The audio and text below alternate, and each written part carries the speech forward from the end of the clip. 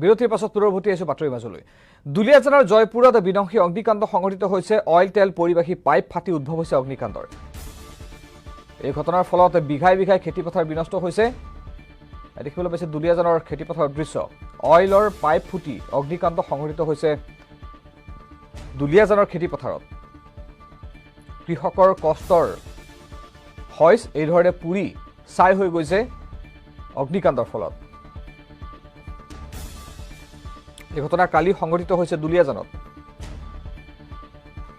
কোনো দুৰ্বৃত্তই এই অগ্নিকাণ্ড সংঘটিত কৰাৰ সন্দেহ কৰিছে একাংশই। অইলৰ পাইপত অগ্নিকাণ্ড সংঘটিত কৰাৰ ফলতে এই ধৰণে পথাৰ জ্বলি ছাই হৈ গৈছে। আজিৰ পৰিৱেশ কেনেকুৱা আমাক জনাব দুলিয়াজানৰ সংবাদদাতা দিগন্ত শইকীয়াই। এতিয়া অইল ইণ্ডিয়াৰ ক্ষেত্ৰীয় কাৰ্যালয়ত অইল ইণ্ডিয়াৰ মুখপাত্ৰ ত্ৰিদীপ হাজৰিকা ডাঙৰীয়াৰ লগত মই উপস্থিত আছোঁ। ইতিমধ্যে আমি আছাম টক্সত সবিস্তাৰ প্ৰকাশ কৰিছোঁ। যোৱাকালি যিটো ঘটনা সংঘটিত হ'ল জয়পুৰৰ নকটে গাঁৱত এক বিধ্বংসী অগ্নিকাণ্ড হ'ল। অইল ইণ্ডিয়াৰ কুডেল পাইপ তাত ফাটি পিনি তাত কোনোবা দুৰ্বৃত্তই অগ্নিসংযোগ কৰাৰ ফলত বিধ্বংসী অগ্নিকাণ্ড সংঘটিত হ'ল, যাৰ পৰিণতিত জয়পুৰ নকটে গাঁৱৰ কৃষিজীৱী ৰাইজৰ বিঘা বিঘা ধান জুইত ভস্মীভূত হ'ল। এই সন্দৰ্ভত আমি মুখপাত্ৰ ত্ৰিদীপ হাজৰিকাৰ কাষত আমি উপস্থিত হৈছোঁ আৰু তেওঁৰ পৰা আমি কিছু কথা তথ্য সংগ্ৰহ কৰিবৰ কাৰণে আহিছোঁ। যে আমি যিহেতু কালি নিউজ সবিস্তাৰে প্ৰকাশ হৈছে যে আপুনি জ্ঞাত যে অইল ইণ্ডিয়াৰ কুডেল তৈল পৰিবাহী পাইপ ফাটি পানি তাত তেল নিৰ্গমন হৈ আছিল আৰু তাত কোনো দুৰ্বৃত্তই সন্দেহ কৰা হৈছে অগ্নিসংযোগ কৰাৰ ফলত জয়পুৰ নকটে গাঁৱৰ এতিয়া বিঘা বিঘা সোণোৱালী ধান খেতি জুইত ভস্মীভূত হ'ল। আপুনি কি ক'ব? হয়, আপোনালোকৰ কালি চেনেলত দেখাইছে জুইকুৰা জ্বলি থকাৰ অৱস্থাত। প্ৰথমতে আমি ক'ব বিচাৰিছোঁ যে যোৱাকালি আমাৰ ফায়াৰ ছাৰ্ভিচৰ আমাৰ টীম গৈ তেওঁলোকে জুইকুৰা দমন কৰিবলৈ সক্ষম হ'ল। সেইটো ফালৰ পৰা বৰ্তমান তাত কোনো ধৰণৰ চিন্তা কৰিবলগীয়া বিষয় নাই। কিন্তু হয়, আমাৰ তেল সৰবৰাহ কৰা ক্ৰুড অইল লাইন আমাৰ তাত ফাটিছিল। ফাটি আজি কিছুদিন আগেই তাত তেল বিয়পিছিল আৰু আমাৰ এটা ছিষ্টেম আছে, তেলখিনি আমি পিক আপ কৰোঁ, চাফা কৰি উঠাই লৈ আনোঁ। সেই প্ৰক্ৰিয়াটো চলি আছিল। যিহেতু ধান পকিলে আৰু ৰাইজে ধান চপোৱা আৰম্ভ কৰিছিল, সেইকাৰণে আমাৰ এই গোটেই বস্তুটোলৈ আমি লক্ষ্য ৰাখি যে ৰাইজে নিজৰ ধানখিনিও চপাওক আৰু আমিও তেওঁলোকক অসুবিধা নিদিয়াকৈ যিখিনি তেল আমি উঠাব পাৰোঁ আমি উঠাবলৈ চেষ্টা কৰিছিলোঁ। সেইকাৰণে আমি অলপ সময় লৈছিলোঁ কামটো। আৰু সেইখিনি কৰিব যাওঁতে আনফৰ্চুনেটলি আপুনি কোৱাৰ দৰে আমি এটা অনুমান কৰিছোঁ যে কোনোবাই দুষ্কৃতিকাৰী তাত অগ্নি তাত লগাই দিলে, জুই লাগিল আৰু তাৰ ফলত কালি যি অৱস্থাটো ঘটিল। ইতিমধ্যে এই গোটেই এই যোনটো ব্যৱস্থা আমাৰ আছে যে তেল আমি পাইপেদি আমাৰ তেল যায়, কেতিয়াবা পাইপ আমাৰ লিক হয়, ফাটে, লগে লগে আমি ৰিপেয়াৰ কৰোঁ, তেলখিনি আমি উঠাওঁ। এই গোটেই সমস্ত যোনটো প্ৰক্ৰিয়া, সেই প্ৰক্ৰিয়াটোত ক'ৰবাত আৰু আমি তাত উন্নত কৰিব লগা আছে নেকি, ক'ৰবাত আমাৰ কিবা আৰু ধৰক নতুন কিবা প্ৰযুক্তিৰ চিন্তা কৰিব লগা হৈছে নে কিয় এনেকুৱা ধৰণৰ ঘটনাটো ঘটিছে, ইয়াৰ বিষয়ে যথেষ্ট চিন্তা চৰ্চা চলি আছে।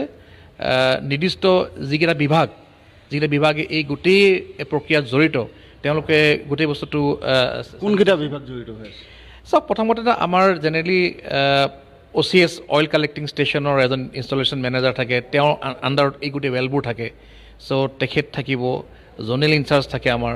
তাৰপাছত তেল লগাৰ পাছত আমাৰ OGPS ডিপাৰ্টমেণ্ট থাকে, তেওঁলোকে তেল লাইনডাল ৰিপেয়াৰ কৰিব লাগিব। তাৰপাছত আমাৰ PSS ডিপাৰ্টমেণ্ট থাকে, তেওঁলোকে তেলখিনি যিখিনি তেল বিয়পিছে সেইখিনি পিক আপ কৰাৰ যোনটো প্ৰচেছ থাকে। PSS ডিপাৰ্টমেণ্ট, এই বিভাগটোৰ দুৰ্বলতা আছে বুলি আপুনি ভাবেনে? নাই, সেইটো মই এইটো মুহূৰ্তত দুৰ্বলতাৰ কথা এইকাৰণে ক'ব নোৱাৰোঁ, কাৰণ চাওক আমাৰ এইটো জানেই এইটো এটা আজি নতুনকৈ হোৱা ঘটনা নহয়। আমাৰ কেতিয়াবাই বহু কাৰণত প্ৰাকৃতিক ৰাইজে অভিযোগ কৰিছে, তাত যিহেতু স্থানীয় ৰাইজে অভিযোগ কৰিছে, তেওঁলোকে বাৰম্বাৰ সেই বিভাগটোক অৱগত কৰি আছিল, কিন্তু সেই বিভাগটোৱে তাত কুডেল বিয়পি থকা কুডেলখিনি পৰিষ্কাৰ নকৰাৰ ফলত কালি এটা বিধ্বংসী অগ্নিকাণ্ড সূত্ৰপাত হ'ল, যাৰ পৰিণতিত মানে দুখীয়া যিসকল কৃষক, যাৰ নিৰ্ভৰ আছে গোটেই বছৰটো নিৰ্ভৰ হয় এই খেতিৰ ওপৰত, সেই খেতিসমূহ তাত বিধ্বংস মানে অগ্নিকাণ্ডত ভস্মীভূত হ'ল। তাৰ পৰিণতিত এইসকল ব্যক্তিৰ আপোনালোকৰ দুৰ্বলতা আছে বুলি আপুনি অনুভৱ নকৰেনে? যিসকল তেওঁলোকে কিন্তু তাৰ আগতো এনেকুৱা ঘটনা সংঘটিত হৈ গৈছে, যিহেতু বাগজান কাণ্ডটো হৈছে তাত অমনোযোগিতাৰ কাৰণে এনেকুৱা এটা ঘটনা হ'ল। নহয় চাওক, অইল ইণ্ডিয়া লিমিটেডটো এইটো নতুন এটা আমাৰ অপাৰেশ্যন নহয়। আমাৰ আজি ধৰক আপুনি জানে যে আমি আজি 60টা দশক আমি 6টা দশক আমি ইয়াত কাম কৰি আছোঁ, আৰু পাইপলাইন প্ৰাকৃতিক কাৰণত বা কিছুমান কাৰিকৰী কাৰণত পাইপলাইন ফাটি তেল নিগৰ হোৱাটো হয়, নোহোৱা নহয়।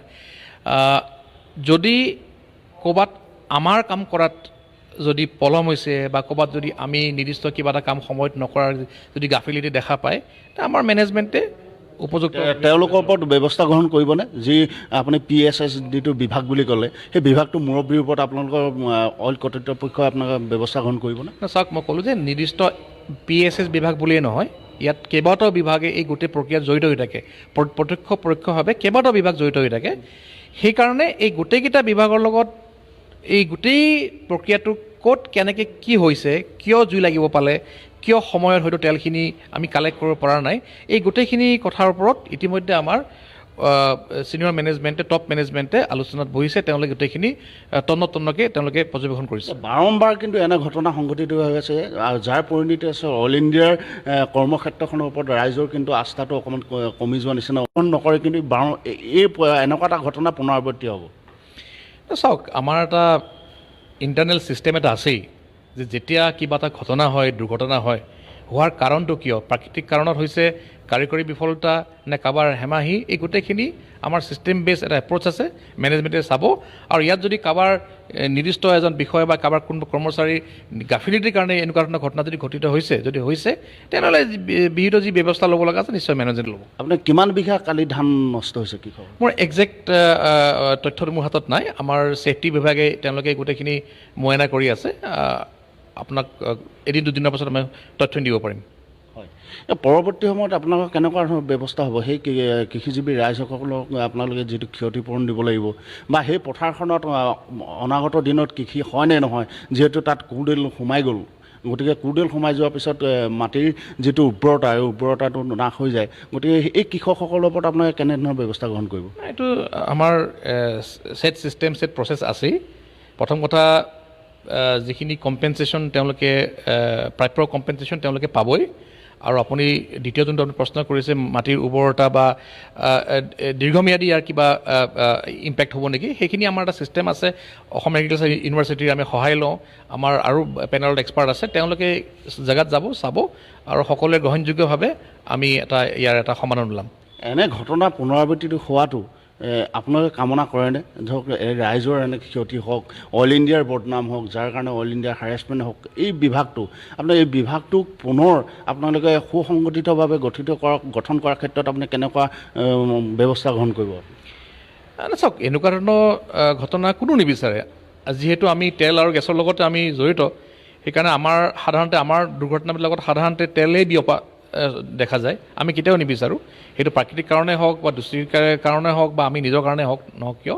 মই আপোনাক কৈছোঁৱেই যে এই গোটেই বিষয়টো যথেষ্ট গুৰুত্ব সহকাৰে আমাৰ অইল মেনেজমেণ্টে বস্তুটো তেওঁলোকে জানিব চেষ্টা কৰিছে, তদাৰক কৰিছে, আৰু ইয়াত যদি আমাৰ ফালৰ পৰা আৰু কিবা এটা ইম্প্ৰুভমেণ্ট কৰিব লগা আছে, আমি নিশ্চয় কৰিম।